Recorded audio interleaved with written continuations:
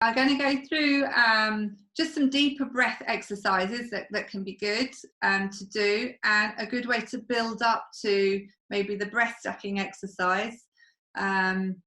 If you feel the breath stacking exercise is a little bit too difficult to do right now, and it's just nice to take deep breaths anyway during the day to stretch your lungs.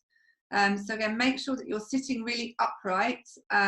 You may want to have your back supported. You may want to sit, sit on the edge of a chair, but just work out what's comfortable for you.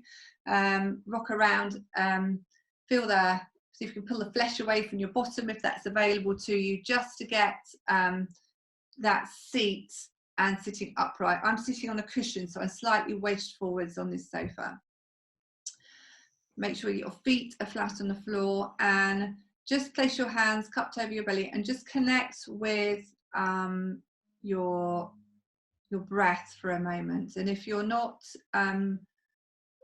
sure how to do that, there's another video clip on how to do that that helps you with that breath awareness, a little breathing meditation, perhaps you connect with your breath. So if you feel like your shoulders are up here and you're all really tense, it's going to be really hard to take a deep breath. So a bit of breath awareness. We're going to start gently with that. So we're going to roll our shoulders, cup our hands on our belly, and just briefly, you can close your eyes, because I do find that helps you just zone in on what's happening, which is the pressure and the weight of your body on the chair that you're sitting on, and the movement and the sound of your breath.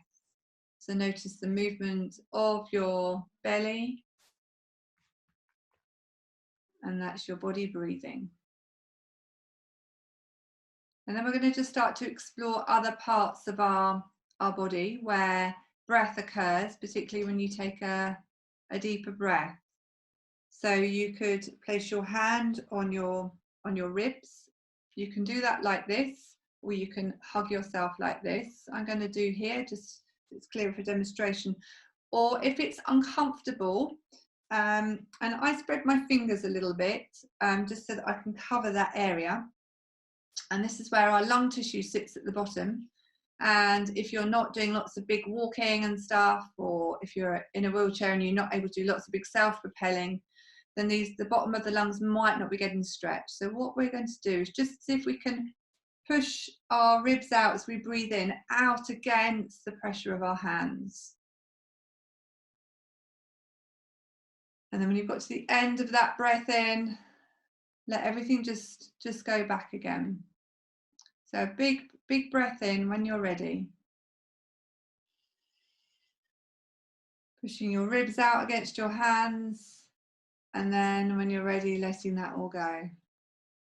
So the thing we want to kind of really notice is we're not rushing this, because often it can be a rush, and then what will happen is these muscles up here are important for breathing. They happen when we're out of breath or if we're struggling for breathing. But for normal, good deep breathing, we want to try and get these big muscles down the bottom to join in. And if you find it difficult to keep your hands here, you could get a friend or a carer, a relative, to put their hands on your ribs here. So we're going to do that a few more times, taking a big breath in, pushing your ribs out against the hands.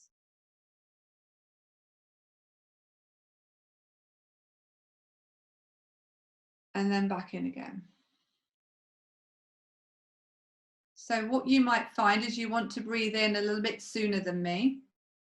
But what we want to encourage at the end of this deep breath is there's a little pause. For some of you, that may naturally be happening, because mechanically when we breathe, the muscle, which is working as a diaphragm, contracts, it flattens. So it creates a negative pressure. Air rushes in into the lungs, and then when we breathe out in normal kind of breathing in this way, we just stop that activity. The diaphragm we ask the diaphragm to stop contracting, and it's a passive action. We're not forcing that breath out. But a common pattern of behavior that can happen, we're trying to encourage deep breathing, is we try and puff the breath out, which which will happen if you're short of breath, if you're going into respiratory distress. But we want to, is just to remember that the active part of breathing is the in-breath, and the out-breath is a passive recoil. It's a passive action. We're not doing it. It's happening around us, so to speak. So we're going to practice that again.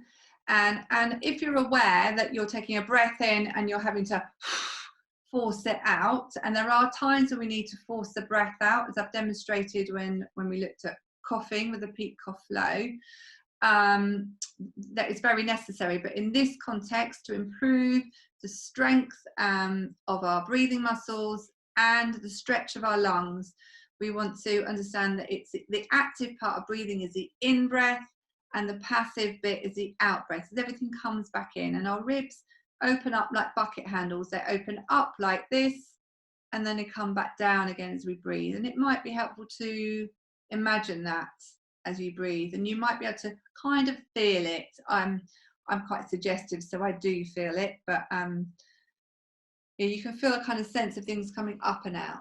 So we're going to put our hands on our ribs again. Just connect with, it might be helpful to connect with the belly, check that you are breathing, and I mean that seriously, because sometimes people are holding their breath. To check that that belly kind of connection is important, to check that you are actually breathing. And when you've just checked in that you're breathing, you can give your shoulders another little roll. Put your hands on your ribs, and again, if this gets really comfortable, get someone else to kind of put a little bit of contact through here. It's just a bit of contact, so you're aware of where to breathe into. Then a big breath in. Fill your lungs up as much as you can, and maybe you may notice there's a natural pause, and then we'll notice the out breath happening.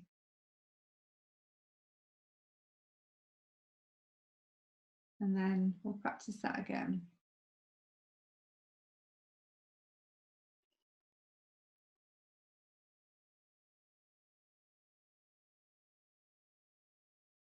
Now you could bring a bit of breath awareness to another part of your body. So up here, so you can put your hand on your upper chest and see if you can send the breath a little bit higher up to the upper part of your lungs. So same thing, big breath in.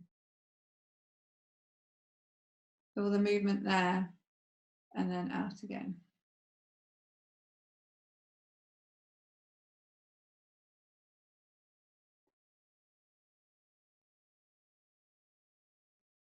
And remember, if you're struggling with breathing, sitting upright is a good position to allow that lung tissue to work. If you're clenched like this, it's going to be a lot harder.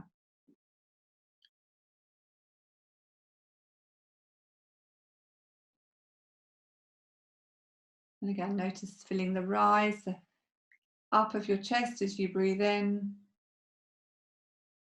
Maybe a natural little mini pause, just a nanosecond, and then the exhale out.